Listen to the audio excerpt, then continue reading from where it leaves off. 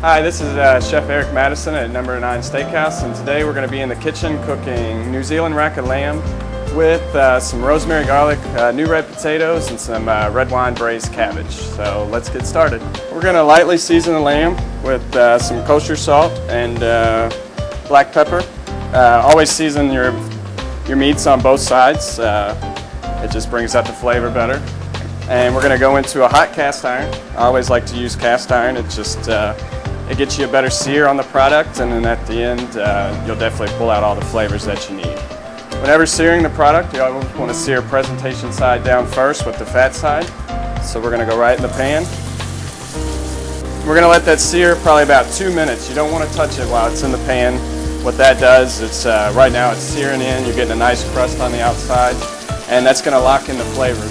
Also, we have picked some fresh rosemary today. The fresh rosemary is out of a local garden. A sauce that I made to finish the lamb today is a mixture of fresh parsley, cilantro, and rosemary grown in-house. I don't want to brush the lamb with the oil yet because it'll tend to burn. So at the very end during the presentation and the plating, we'll brush the lamb to make sure that it gets all the flavors, and you should smell the fresh rosemary coming out in your dish. So while you're searing this, you want to look for a nice golden brown color. We have some good color there, so we're going to flip it over on its back, and we're just going to get some nice sear on the back for about another 2 minutes, and then we're going to finish it off in a 500-degree oven. So now that you have your lamb seared on both sides for about 2 minutes, you see the golden brown color. You just want to lightly baste it with the rosemary garlic oil that I've made. With this oil, what I like to use is about a cup of oil and a half cup of herbs. And you want to salt it minimally because you've already seasoned your lamb, so you don't want to over salt it. So you can salt as you go, but try to avoid the salt till the very end.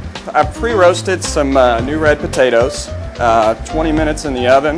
We got them just nice, almost par cooked, and we're going to finish them off in a saute pan. This can feed up to usually a family of 2 to 4, depending on how much lamb you want. So we'll get those going, and then also I've paired some braised red cabbage. Now with the braised red cabbage, what I've done is I've taken the red cabbage and julienned it, and then I cooked it with red wine vinegar, red wine, and then also some sugar and farm fresh local honey that we have bought. And you want to do that on low because the sugars in there will tend to caramelize, and they can tend to burn if you have too high of heat. So you always want to, anything with sugar, depending on how much caramelization you want to control the heat. I've heated up a little bit of rosemary demi. As you noticed, I've used a lot of rosemary. It's in season, it's growing well, and the flavors will just all blend together. So we'll do a little bit on the plate, and then we're going to plate our potatoes.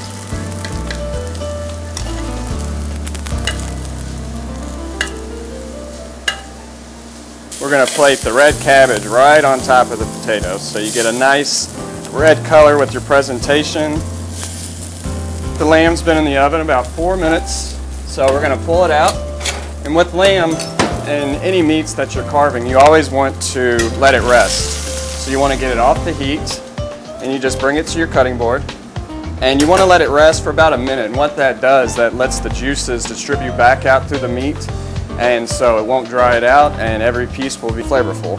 Now we're going to cut our lamb. It's an 8-bone lamb rack, so what I'm going to do is cut 2 each, so you're going to have 4 pieces of lamb.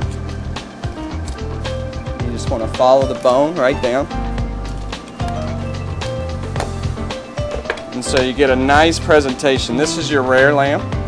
We're just going to take your hot cast iron pan. It's already off the heat, it's hot, but I like to just take some of the fresh rosemary, throw it right in the pan, and what you're doing is you're bruising the herbs, so it's just going to bring out the aromatics and the flavors. So it makes it smell really good, especially in a restaurant setting. We can set it down at the plate or at the table, and you can just smell what's coming to you. So just real quick, 10 seconds, 15 seconds, and then we use this as our garnish.